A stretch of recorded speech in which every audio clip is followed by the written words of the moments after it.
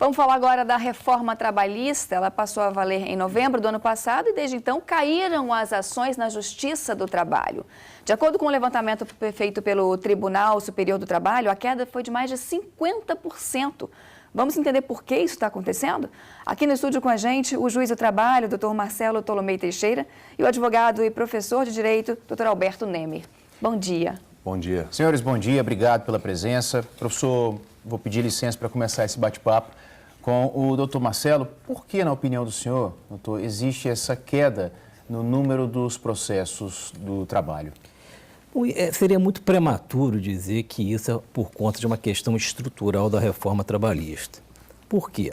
Porque em novembro nós tivemos uma estatística muito curiosa. Está falando em baixa, mas em novembro, na verdade, nós tivemos uma alta em comparação ao mês de outubro.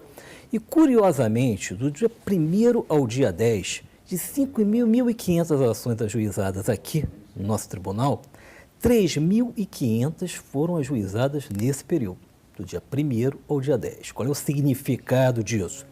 É que, literalmente, estávamos o quê? Estávamos advogados, no bom sentido, fugindo da reforma trabalhista. E por várias razões táticas, né? Quais seriam elas? Em primeiro lugar, a reforma trouxe muitas mudanças no sentido do processo trabalhista. Hoje, por exemplo, há a necessidade da liquidação de todo pedido. Hoje, por exemplo, você tem os honorários cabíveis também para o empregado que perde a ação. Antigamente Hoje, não era assim? Antigamente não. Antigamente como é que era? Apenas o reclamado, a empresa, poderia ser condenado, e isso dentro de certas circunstâncias. E a assistência judiciária também se tornou mais complicada. Então, realmente, o que nós podemos analisar diante desse quadro é que é uma questão estratégica. É natural que os advogados parem, pensam, reflitam sobre a reforma e, além disso, como eu disse, por conta dessas mudanças, estrategicamente, entraram com as ações, principalmente no mês de novembro. Aliado a isso, a gente sabe que dezembro e janeiro são meses que, necessariamente, o que acontece? As ações diminuem por várias razões, até pela questão do recesso. Então, esse quadro me parece prematuro ainda para a gente fazer uma análise mais geral sobre essa questão, ou seja, reforma e número de reclamações trabalhistas. Requer um pouquinho mais de tempo para isso. Doutor Alberto, muitas dúvidas, né, ainda pairam sobre essa questão da reforma. Entre elas, para que tipo de contrato passa a valer essas novas leis da reforma trabalhista. E eu li até que alguns juízes, eles entendem que essas leis valem para todos os contratos vigentes. Existe, inclusive, uma medida provisória. Exato. Que determinou isso, né? Então, essa queda também pode ter relação com isso? Quer dizer, então, já que vale para todos os contratos, não adianta entrar na justiça, como o doutor Marcelo disse aqui, né? Correr atrás da justiça para os contratos que já estavam valendo, não são novos. Se passa para valer todos, então nem adianta correr atrás. Primeiramente, bom dia. Sobre essa questão da aplicação ao contrato, é importante esclarecer que as novidades trazidas pela essa legislação, da modernização da legislação trabalhista, ela não retroage, né? O que se entende e o que se está debatendo é a sua aplicação a partir do dia 12 de novembro para frente. Superada essa questão no contrato ativo do trabalhador. Já no que tange a questão das ações ajuizadas, como vai se aplicar essa legislação, o doutor Marcelo ponderou de forma muito correta. Muitos colegas advogados anteciparam o ajuizamento dessas ações para questões de como seria avaliada essas ações, ou seja, sob qual ótica seria aplicado as ações trabalhistas ajuizadas, sobre a reforma trabalhista ou com a legislação antiga. Inclusive, hoje, em Brasília, o Tribunal Superior do Trabalho vai debater esse assunto.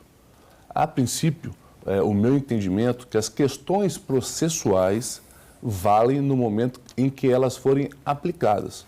Um exemplo, eu ajuizei uma ação em julho, a reforma trabalhista passou a valer em novembro. Se o doutor Marcelo, por exemplo, proferir uma sentença em dezembro, eu já entendo que nessa sentença cabe, inclusive, a condenação de honorários comerciais, tanto para a empresa quanto para o empregado. Então já valem para processos que estão em curso? Esse é o entendimento nas matérias processuais. De direito material, aquela que altera, por exemplo, o fim das horas itinerantes, que é aquela hora de trajeto, eu entendo que não aplica aos contratos ativos, não retroagem. Então, só para ficar claro, então, a partir dos contratos que já estavam vigentes, estão valendo as novas leis da reforma? Eu entendo que vai passar a valer a partir da promulgação da legislação. Ela não vai retroagir no contrato. Um exemplo, você foi contratado em 2010, a lei foi aprovada agora em 2017. Então, algumas alterações ou novas possibilidades vão poder ser aplicadas dali para frente. O que aconteceu para trás permanece da mesma forma. O senhor entende assim também, professor Marcelo? O doutor Guilherme colocou uma série de polêmicas. Às vezes a gente chega a pedir paciência para o leigo diante de tamanha polêmicas que o direito traz, mas isso faz parte. Nós realmente temos que ter muita paciência.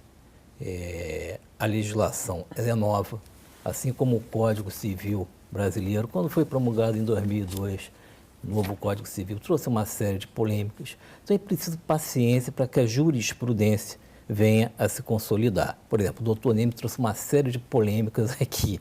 A questão dos honorários advocatícios, honorários sucumbenciais.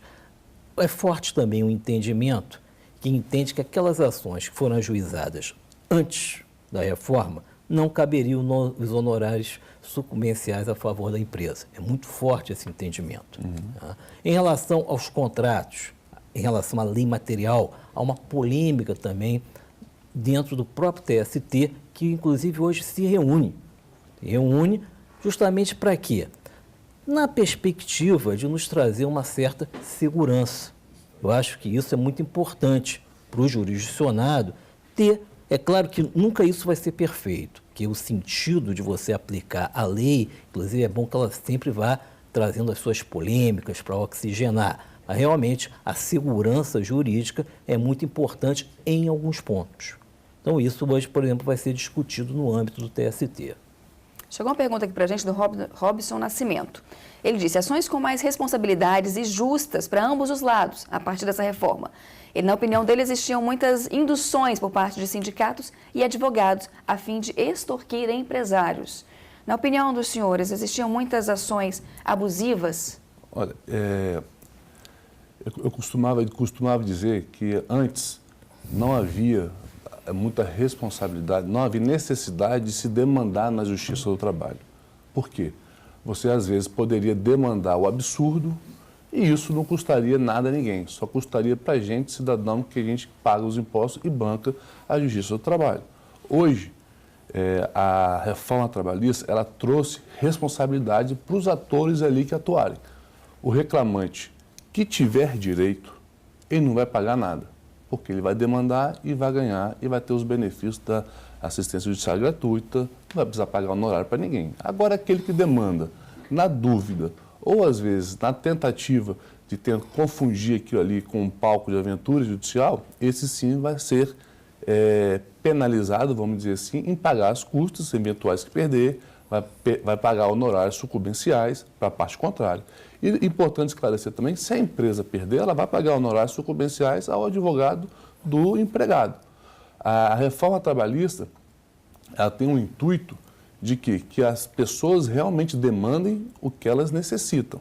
Então, para essas pessoas, para esses trabalhadores, nada vai mudar. Não adianta pedir mais do que de fato cabe naquela ação. É isso que diz a reforma, né? Exato. Doutor Marcelo, concorda? Realmente você teve uma grande mudança no paradigma da Justiça do Trabalho. Por quê? Qual era o paradigma anterior? Uma justiça gratuita para o empregado, para receber o trabalhador hipossuficiente. Teve mudanças aí? Teve. Em relação às chamadas demandas aventureiras, eu serei muito elegante com os advogados capixabas. Eu acho que isso, em tese, não seriam induzidas, né? Mas você tinha uma situação, muitos colegas entendem assim, e eu também respeito, que realmente você vai diminuir essas chamadas demandas aventureiras. Agora, nós temos que entender que essa má-fé, ela ocorre, né? Ocorre tanto do lado do empregado como do lado do empregador. Assim como existem ações que são aventureiras, existem também contestações que são contestações feitas com má fé, mentirosas, vamos chamar assim. Então você tem os dois lados da moeda, né? Então nós tivemos um paradigma que de fato mudou e eu acho que só o tempo vai demonstrar se isso foi ou não uma boa mudança. Muito bem. Muito obrigado, então, ao professor Alberto Nemer e ao Marcelo Teixeira, juiz do trabalho, que conversou aqui com a gente, dando esses esclarecimentos. Um assunto ainda recente, né? Ainda cabem muitas dúvidas. É importante esse tipo de bate-papo para alertar bem a população. Obrigado, senhores. Obrigado Muito bom dia. a vocês. Obrigada, Obrigado. viu? Bom dia.